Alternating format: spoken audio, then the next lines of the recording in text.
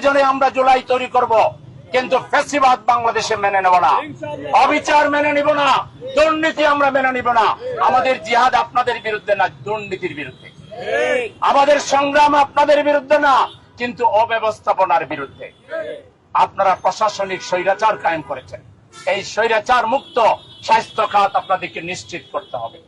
আজকে হাসপাতালগুলোতে, সরকারি হাসপাতালে মেশিন কিনেছেন, ডায়ালিসিসের মেশিন কিনেছেন, তারপরে আইসিইউ মেশিন কিনেছেন 3 গুণ 4 গুণ বেশি দাম দিয়ে, অথচ নিম্নমানের মেশিন কিনেছেন।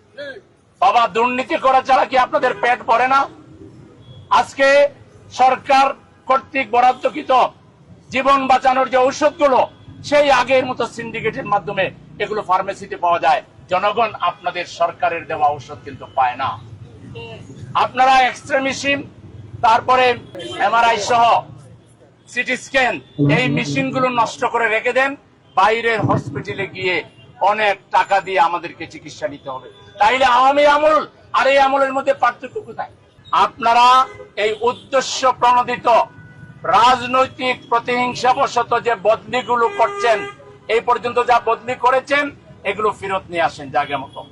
আর ফার্দার একটা যদি রাজনৈতিক প্রতিহিংসা বশীভূত হয়ে যদি একটা বদলি করেন, আমরা চিকিৎসকদেরকে সাথে নিয়ে রাস্তায় এরকম শান্তিপূর্ণ মানববন্ধন করব না।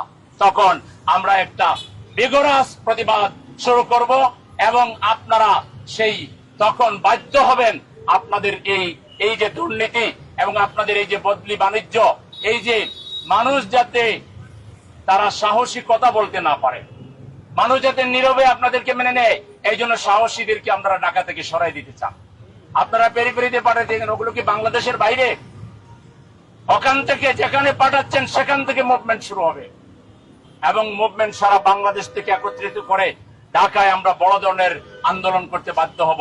আজকে শুধু দাবি জানালাম যে অবিলম্বে সকল দুর্নীতি বন্ধ করতে হবে, যন্ত্রপাতি কেনার ক্ষেত্রে, নিয়োগের ক্ষেত্রে দক্ষতা, যোগ্যতা, অভিজ্ঞতা, জ্যেষ্ঠতাকে বৃদ্ধাঙ্গুলি দেখিয়ে নিজের দলীয় আজকে প্রশাসনকে পুরা দলীয়করণ করেছে। এটা কি এক দলের বাংলাদেশ? এটা কোন ব্যক্তি, কোন বিশেষ দলের বাংলাদেশ? এটা 18 কোটি মানুষের বাংলাদেশ। আপনারা কিভাবে ক্ষমতায় এসেছেন জনগণ ভালো করে জানে। সুতরাং আপনারা যা খুশি তাই যদি করতে চান, স্বেচ্ছাচারিতা করতে চান, এর পরিণতি মোটেই শুভ হবে না।